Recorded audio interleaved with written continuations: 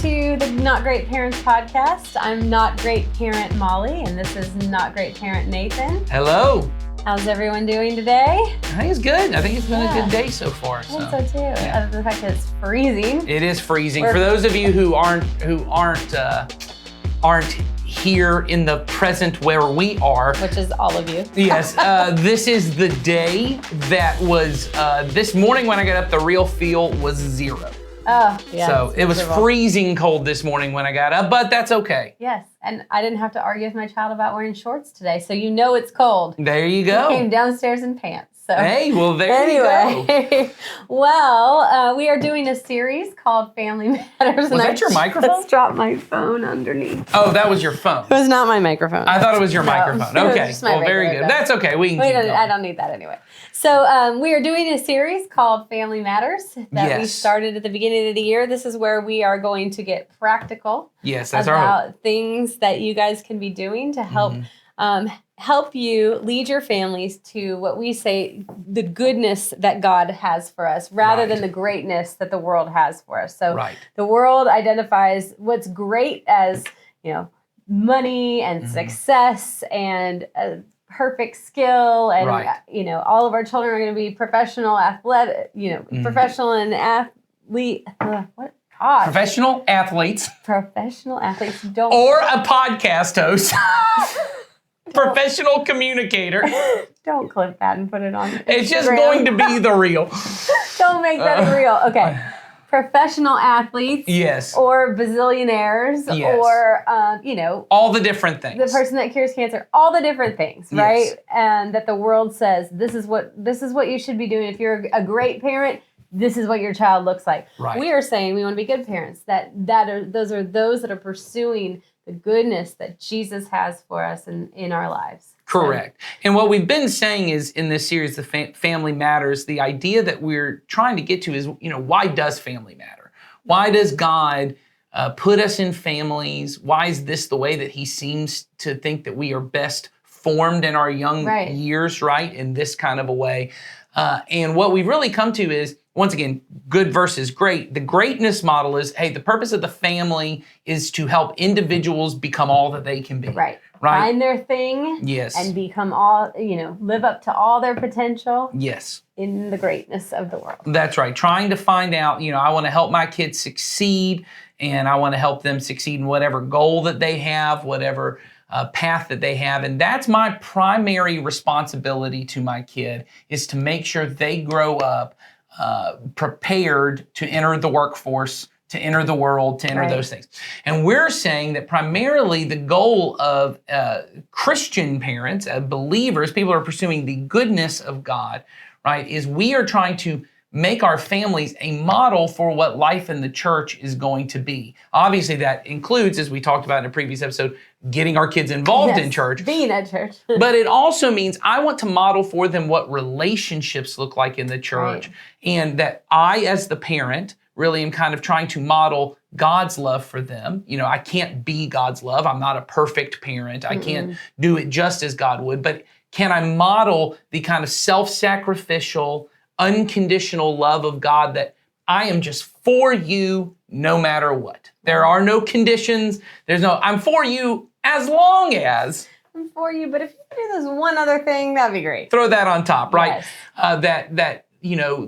As the priestly blessing in Numbers goes, that, the Lord may bless you and keep you and make his face shine upon you. Could we as parents be people who are blessing our kids and keeping and protecting and guiding our kids, and then that our face is just shining upon them? That when they see our face, that they just go, man, my parents are just beaming with love and affection, right? Doesn't mean that I get everything right. It doesn't mean that they're never even disappointed in something I do or frustrated at something I do.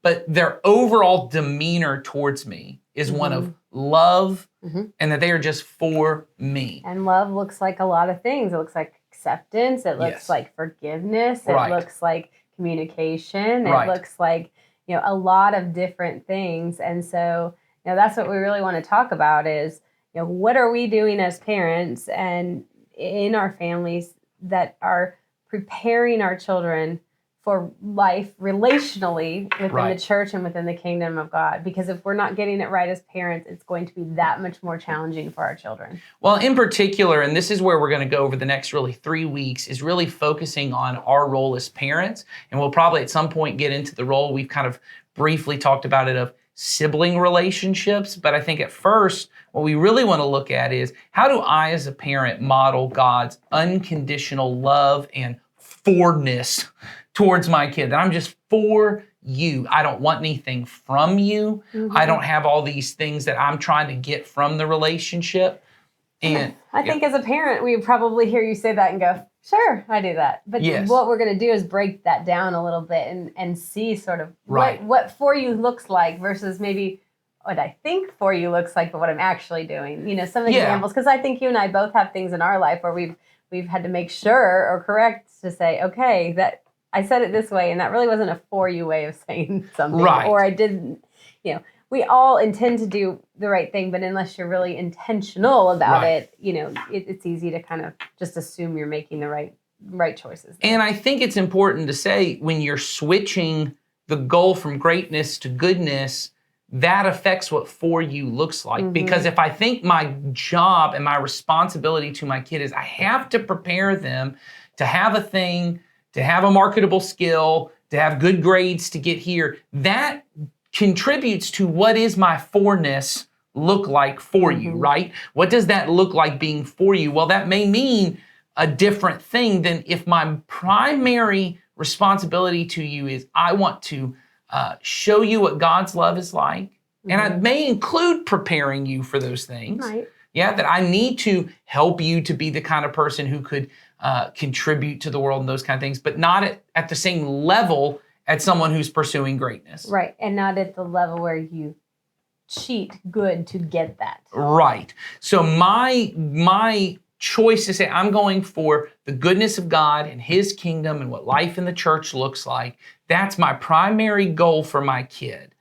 That changes what being for you actually looks like. And so what we want to talk about in this episode in particular is the idea that I as dad, you know, you as mom, our relationship, our words, our expectations for our kids, our demeanor in the home weighs 1,000 times more than anyone else in the home. Yeah, and our behavior in general, like what we prioritize is what our kids need to see. I mean, if we're not doing, we've talked about this for a year now, but I mean, if I'm not attending church, my kid's gonna see that. You know, so all of that is important to consider when you're talking about this. Because, you know, you want your child relationally to connect to you, and so you have to live out the things that are coming out of your mouth as well. That's right, but I think in particular with what we're talking about, the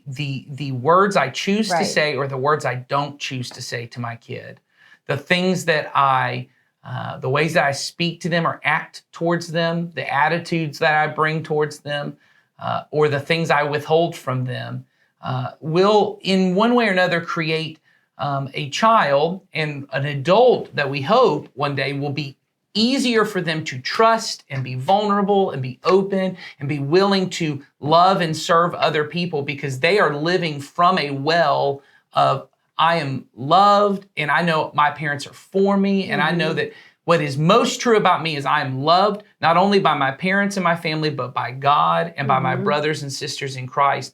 But there is a way in which when I have not really securely attached, when I'm kind of worried at all times, do my parents actually like me? Are my parents disappointed in me? Do my parents wish I would be a little more, do a little more? When I'm constantly living in that place of life, right, it becomes harder to love and serve everyone else because I'm still trying to get my needs met. Right. I'm still trying to get what I need from other people. And if we want to be the kind of people who have kids who thrive in the kingdom of God, which is a kingdom that is centered around the unconditional love of God, we want them to be set up to accept his love because they know what it is to accept our love. And so we actually have talked to a person on our staff, pastor and counselor. He's graduated now. He's working towards his license so he's at this even point. more legitimate than last year when we did this. That's right. And he's moving towards his license at this point, but he has a lot of clinical hours practicing. Yep. And he is not only on top of that, many years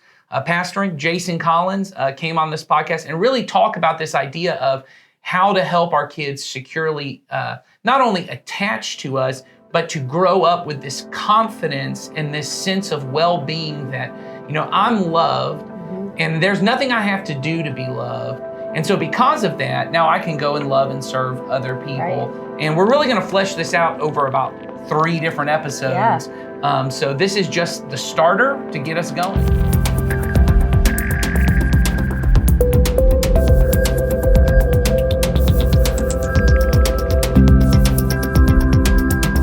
So, Jason, in your experience with clients and also in the years you have of speaking to people as a pastor here, Yeah. I know a lot of people bring relational issues to you. I'm sure that's probably a large majority of what happens is someone has friction in their life relationally and they need to talk to someone. So you have these conversations. So talk to us a little bit about, where you feel like the root of that comes from and how we're talking about children. And so how did those kinds of issues go back to their childhood?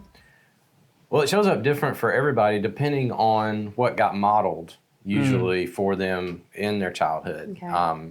It's funny you mentioned that I'm seeing this in my clients because I'm probably seeing more couples right now than individuals. Okay. Which Oh, wow. is interesting. I don't know how that worked out, but it just did. And a lot of the issues that we really are dealing with for the most part is how to understand and talk about emotions together. Right. Most people don't have that skill, and they don't even know that they don't have that skill. Right. Right.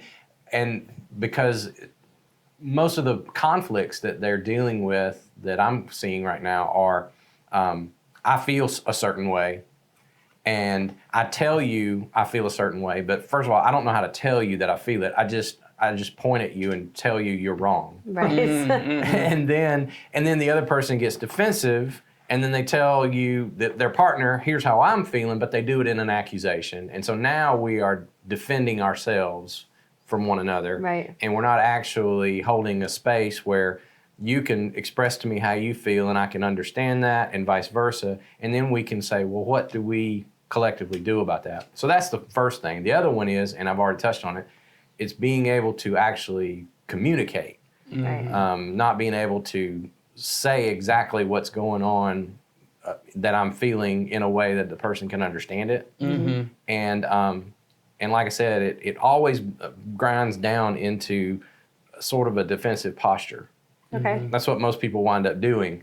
And it comes down to just a lot of fear, to be quite honest, because it's either a fear of, and I know you guys have talked a little bit about attachment theory. There comes that fear of, I'm so afraid that my partner is not going to respond well to me, or they're not going to love me, or they're going to abandon me, or whatever. And that's what we call anxious attachment. And so I'm trying to keep you from leaving me. Right. Which that gets into a whole nother realm. And then there's the other thing of where I'm not so much. That's where you lean in too hard to somebody because I'm so scared you're going to leave hold me. on to 'em. Yeah, that's the clingy person. Right. Right. Right. I don't want them to go. So Yeah. here we go. I'm really anxious. Are we okay? Is everything going all right? Don't go. Yeah, that Yeah, one. Okay. it's that I know one. those people. Or it's the other thing of it's the other thing of I don't want you to get too close to me, and I fear Right. being vulnerable, and I'm intimidated by that, and so I basically push you away. So there's both going on at the same time sometimes, but then most people usually fall in one category or the other. The healthy person with a secure attachment can know that I can be vulnerable with a person because I have boundaries. Right. And I know how to trust somebody to an extent, and a conflict that I have with you is not necessarily a personal thing. It's just a thing. It's the thing I always tell couples is, I said, when you can learn how to talk to each other about a problem with the problem on the table, Right. rather than the problem being across the table person, from Right. you. yeah. And so that I fight all the time in my couples and saying, okay, the problem is not Like if you and I were partners, the problem is not over here, and the problem is not over here. The problem. Let's look at it right I here. feel like you need this exact glass house for the you glass house. to, The glass to house. have as your object in your Yes. counseling. Yes. Honestly, I pick whatever object's on the table, Sure, and I say it's this, and then we look at it, and I say talk about the problem rather than to your partner. Right. Well, and I'm thinking even as you're talking, Jason, and we're obviously talking about what happens when you're an adult, but I Yep. think even in the way that we parent, Yep. often that's the struggle that happens between parent and child is my child has a behavior that may even be sinful and wrong. Right. I mean, it may be a behavior that needs to be corrected, but instead of looking at the behavior, as you just said, putting the behavior on the table and saying, all right, for me, Corinne or Destiny, here's the thing you're doing, right? This isn't healthy, or this doesn't honor God, or whatever. Or it I look violates at- one of those rules in one of those. Sure, it's an things. expectation. You're Right. failing to meet an expectation that's a good and godly. You're not being honest. You're not telling the truth. Whatever. Whatever it is. But instead of saying that, what I do is, why do you always do this? Yes. Why are you? Why can't you ever get this right? We've talked about this for. So now the problem isn't the issue. Now you've just The that's kid it. is the problem. The kid Yeah. is the problem. And that is, and back to the parenting thing, when we do that, we are not promoting a secure attachment style in our kids. Right. Because now they do see themselves as the problem. Right. Or they see you as an enemy who's not side by side with me, you're across from me. Right. And so, when you frame it in the fact, like you just did, Nathan, of, okay, there's a behavior that's not Right. okay here. We all do bad things. You did a bad thing. So let's look at the bad thing. And now I'm sitting now beside together, you. we're That's gonna right. address And it. we're talking about this. And that causes your child to have a proper and healthy kind of sense of self. It goes back to Brene Brown's, guilt versus shame model. Right. If y'all talked about that, it's didn't, but it's it's not good. that I've done wrong is okay. I am wrong is where we get dangerous. Right. And I deal with that too as well. It's huge. We internalize the conflict. We internalize the negative things that we do, the sins that we commit, and it becomes who we are versus what we've done. And it comes down to how our homes of origin really address that stuff. Right. Does that make sense? Yeah. Oh, total sense. So with people who come in who are struggling with communication, do you right out of the gate figure out, hey, this wasn't a learned skill during younger years? Probably. And what we're talking about attachment. So do you think that people who come in, they don't feel loved or they don't feel like they could be loved? Like what is going on in their head? Because I don't feel like they're like, hey, here I am. I'm the anxious attachment person. And, Right. like, Yeah. Those are not labels. What are they people telling them? understand. What is the story that somebody who grew up in a home it's- that is not secure attached? Yeah. What is the story they're telling themselves in their head? They're not telling themselves a story. It's just it's gotten so ingrained in them they don't even know how to put words to it. But here's where it comes from. I grew up in a home where I had a need, whether it could be a physical need, but it's usually an emotional need. And I, as children, especially infants, often do, I cried out for help. Right. And there was no consistent expectation of what I was going to get back. Right.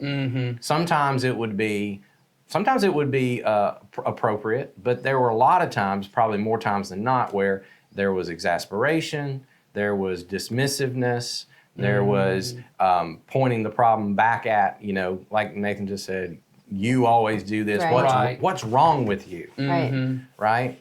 And that often breeds this kind of expectation of, well, I have to either take care of myself and my Right. own needs, so I've got to do, and that's where the clinginess comes in. I've got to get Right. you to do what I need you to do, or it's people aren't safe, and so I've got to hold them at arm's length. That's where it comes from.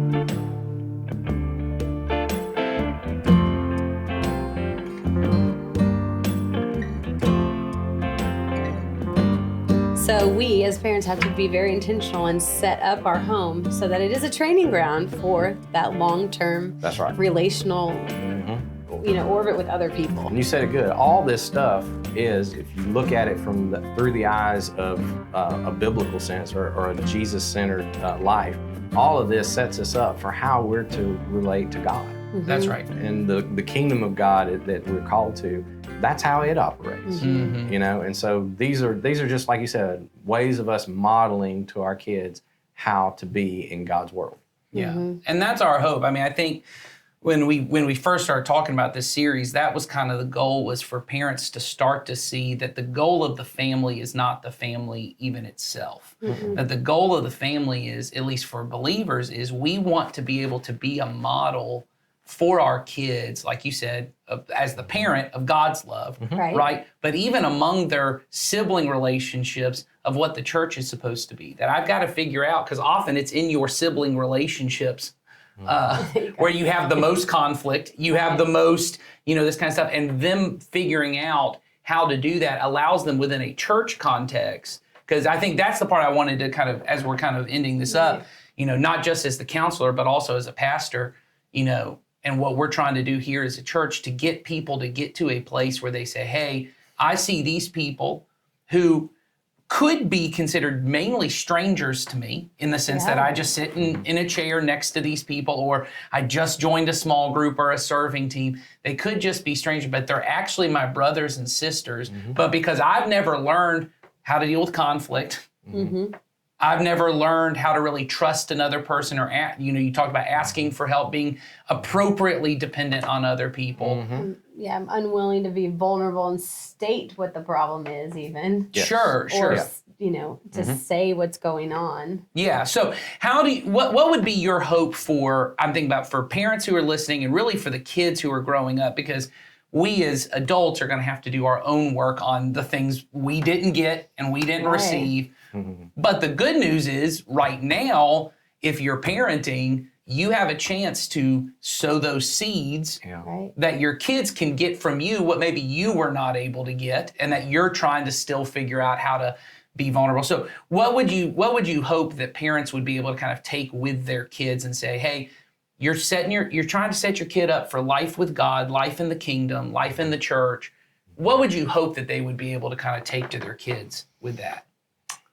It's all about modeling. I mean, you can't necessarily teach something to your kids that they don't actually see you living out in your own life too, especially as they get old enough to understand.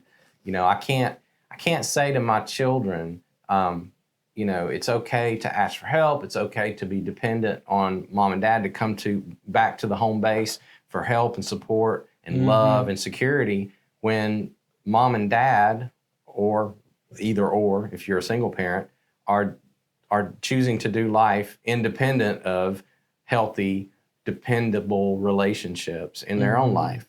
It's like, I've always said to my girls, life was, like you guys have said, life is not meant to be done alone. We do life together in the body of Christ. Well, I can say that, and it can be true, but until I put myself in a small group, and I am doing life with some brothers and sisters every single week, all they're going to hear is, well, that's what you say. Right. And I don't see how that really works out in real life. And all the things, right? That's just one example. So you got to get it right yourself, in order to have a place. And then not only that, you learn as you develop and grow what it means to live life in a secure attachment with other people. Right. And then it becomes actually a lived experience in the house, rather than just a mom and dad say kind of thing. That's really good. That is really good, yes. Well, I think this is one of those topics that I think relates to everybody, whether we're adults or kids, or whether it's in our homes or relationships we have outside of the home. But I think it's something to really think about and focus on. How are you relating to other people? How are you communicating to other people? What expectations do you have? What expectations do you need to state and agree upon, so that you can have, relationships that are much better functioning, but also that just are loving, and that, that they are modeled after the relationship that we know that we should that we should have. So thank you for being with us. You know we're going to invite you back soon. Anytime. You know we only go so many episodes before we say, come on back. We got our Jason back. Got our Jason Okay. back because he's a little bit more knowledgeable about some of these I don't know about topics than us. Well, But it's fun. You certainly have a lot of experience too, just from Yes, talking to people absolutely. over the years about things. And you have adult children. Well, close to. Almost. They're getting there. Yeah, that's great. But they're awesome. So. Thanks. Well, thanks for being with us No today, and we hope that this was helpful for all of you. If you have comments, questions, anything that you want to share with us, just say hello, whatever it is. We have a link in the show notes, and we would love to hear from you. And if not, then we will see you next time. Have a great day. Take care.